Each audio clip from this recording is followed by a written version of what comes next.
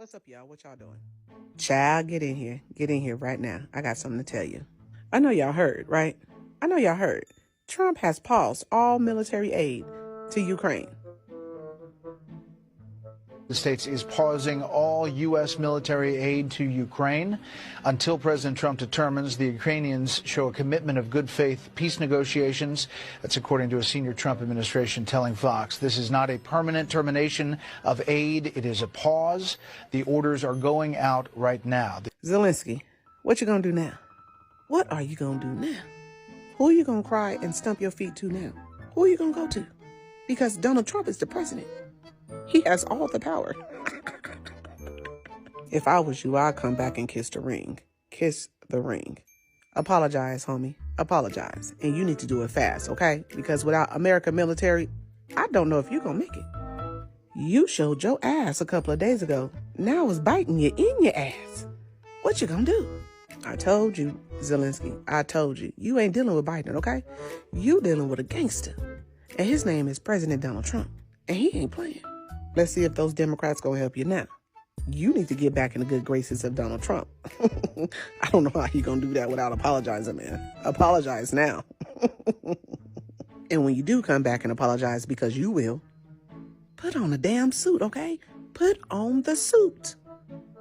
Yes, we do really value how much America has done to help Ukraine maintain its sovereignty and independence. And we remember the moment when things changed, when President Trump provided Ukraine with javelins. We are grateful for this.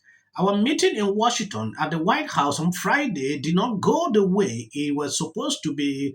It is regrettable that it happened this way. It is time to make things right. We would like the future cooperation and communication to be constructive. Regarding the agreement on minerals and security, Ukraine is ready to sign it in any time and in any convenient format. We see this agreement as a step toward greater security and solid security guarantee, and I truly hope it will work effectively. So this guy is coming to his senses. You further much faster than I expected. So Zelensky could talk like this. What I realized after this is simple. Democrat like endless wars. That is what I realized. They love to see it continue. Much as reason, Biden was there, nobody was there to pressure these people to end this thing. They fuel it. Now Trump coming in with different vibes. Look at how Zelensky tone has changed. Yeah, you mentioned the Europeans. It's interesting to me. They spend more money on Russian oil and gas last year than they sent to Ukraine collectively. That's number one. Number two, it's interesting to me that Zelensky could not see on Friday the benefit of signing the minerals deal. That in and of itself is a security guarantee. When our interests become your interests, that is a security guarantee. You're never going to get Trump to sign an agreement saying, well, we'll eventually put boots on the ground. Scott, is not a security guarantee. It is, because we would have guaranteed our own interests. On top of that, most of the minerals are in territory that is being held by Russia. But so the mineral deal is something that is... Are you saying that we would have entered into an economic situation and not defended it? It's near and dear to Donald Trump's heart, but it is not a security guarantee. I disagree. The role of the president is to put... Scott Jennings on CNN is good. Yeah. He's like, oh, my God. He's great. He's great. It's like just funny watching him speak logically to these people, and they freak out. Yes. It's remarkable. It is. And he's so calm when he does it. Yeah. He's so good. And it's crazy that they keep letting him do it, because it's like he's just dunking on these people over and over and over again, and they never score. It's kind of funny. Totally. I mean, kudos to them for having a legitimate conservative voice who's a reasonable person on these panels now. But even then, he's outmanned. It's like one of him, and there's a bunch of screechy, woke people. And it's wild. I mean, they're like, I think we should still stay mostly woke. Yes. Yeah, that's essentially what they're doing. They're like, our business was being hurt when we were all woke, but let's stay mostly woke. Yeah. That way they just backed it off a notch. Just a notch. just a notch. But it's not.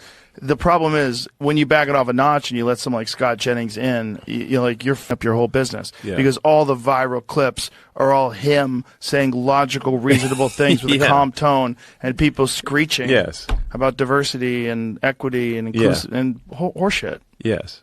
Yeah. He's like being logical and reasonable, and they're just lobbing a bunch of non sequiturs that don't mean anything. And Who is he thanking exactly?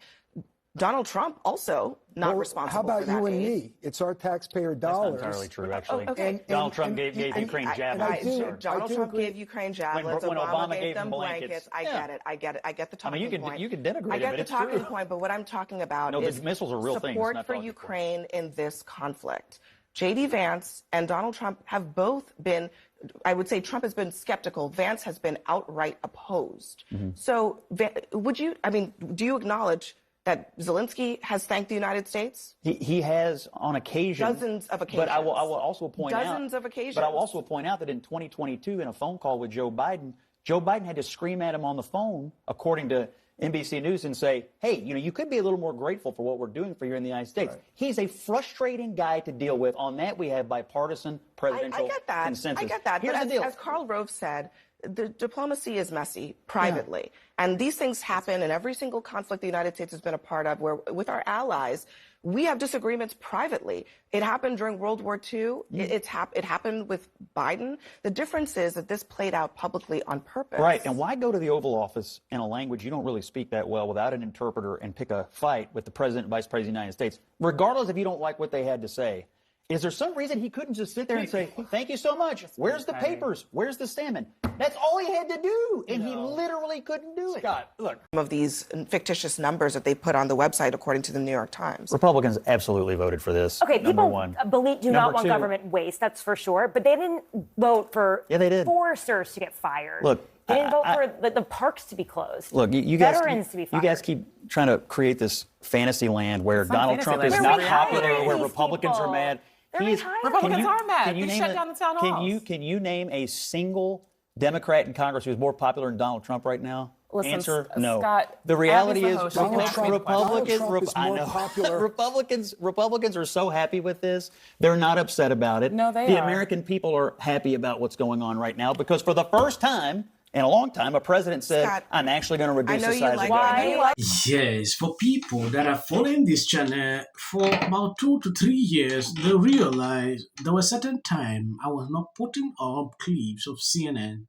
But when I started seeing Scott doing what he's doing now every single time, I was impressed at a certain point. His clips are going viral every single time because he always touches these people where it pains. Look at how he's calling this out. And I like the way Joe Rogan didn't ignore an Elon Musk to praise him. He's doing a great job. So I don't get why people get offended every single time, when he's pointing this out. Zelenskyy at a certain point didn't realize what he was doing was a mess on. Though at the end of the day, world leaders praise him like, oh, you're a good guy. You're doing something great. The guy was feeling himself, replying to a tweet like, whoa, okay. Trump was silent. Like nothing is happening. Trump left a few days after. He came back, US has shut down aid to Ukraine.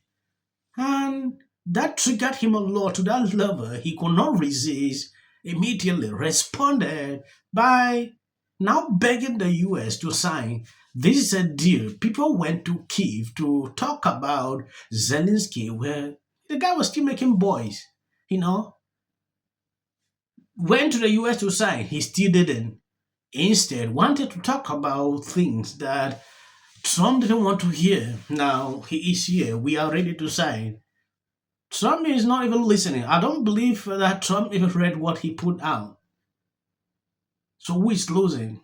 I've watched videos of military people in Ukraine crying, like begging that US aid should come back because they realize US is the only country that can actually do something more than what these people in Europe put out every single day. When you calculate the money, oh, this country gave in for 5 billion, 2 billion, small. When you combine all that, you will not still be able to sum of what US gave in. No soul for you, motherfucker! And that's when they met in the Oval Office. America went to hug Zelensky, but when America looked up, somehow Putin had given John Cena the international sign. Disastrous Oval Office meeting between the president, J.D. Vance, and Volodymyr Zelensky. What happened, they say? Are we still America? Talk about Quincy. My life changed for the clips you see behind here. Please don't mind. That is just for YouTube algorithm. You can't ski. Media for admitting that, but so be it. And the fact is that it doesn't matter whether Vice President Vance planned it or just took the opportunity to bait Zelensky. Zelensky took the bait. Okay. Yeah. And what happened at the White House today? Today, Donald Trump irreparably destroyed the 80-year-old post-World War II international order. An Oval Office ambush of an American ally that will reverberate all around the world and stain America's image for years to come. That was, to say the least, the most contentious confrontation between world leaders perhaps we have ever seen, certainly on television. It was a truly historic moment, not in the good way. One that I fear realigned the world order, upending the only foreign policy consensus that most living Americans and Europeans have ever known. A complete and utter mess. We don't gain anything by acting like bullies, and this is what bullies do. I think there's no question that this was a setup. You heard Donald Trump say at the end of that clip you played, this is great television. To issue an apology tonight? Absolutely. All right, but what else is going on? Not much in the Oval Office to discuss the big turnaround that the country has done, where Trump says now he's the dictator. To say that it is one of the most astonishing moments that we have ever seen happen. He's only been in office for 6 weeks. Seems like 6 years, doesn't it? Mm-hmm. And he's been going